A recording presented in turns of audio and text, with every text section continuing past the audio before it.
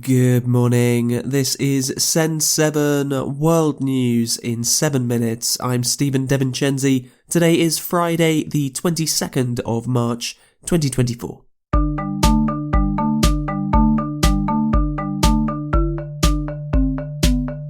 Starting in Europe today, Slovakia has a presidential election tomorrow.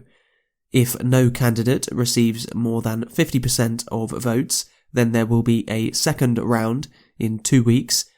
Most polls show a close race between former Prime Minister Peter Pellegrini and former Foreign Minister Ivan Korsok, who is generally seen as more pro-European Union. In Ukraine, Russia used missiles to attack the capital city Kyiv yesterday. Ukraine said it had shot down 31 missiles over Kyiv. In Belgium, European Union leaders met yesterday to discuss the possibility of giving the profits of Russian assets that have been frozen to Ukraine. This plan would give the interest that Russian assets make to Ukraine, but would not give the assets themselves. EU Foreign Policy Chief Josep Borrell said that 90% of the money would go directly to Ukraine and 10% would be used to help build defence industries in Europe. This proposal is about to allocate 90% of these revenues to the European Peace Facility on the top of the 5 billion, and the rest, the 10%, would be allocated to the Union budget to address reconstruction needs and to support and increase the Ukrainian defence industry capacities. We think that the revenue generated from these immobilized assets will be around 3 billion a year. In the Netherlands, a court has ruled that the airline KLM has misled its customers about its environmental image. Campaigners won the case, which accused KLM of greenwashing by claiming to be an environmentally friendly company when it is not. Americas. In the United States, a pig's kidney has been used in a kidney transplant for the first time.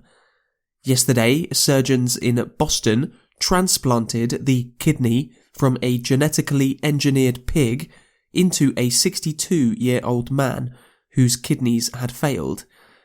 Reports say that the operation has been successful and the man appears to be recovering. The man who has received the kidney is black, and the procedure is seen as especially significant for black people, as black people are 3 times as likely to suffer from kidney disease as white people. Also in the United States, the US government has started a lawsuit against technology company Apple, saying that Apple has monopolized the phone market. Venezuela's government prosecutor has ordered the arrest of 9 members of staff of opposition leader Maria Corina Machado, including her campaign manager, for the presidential election.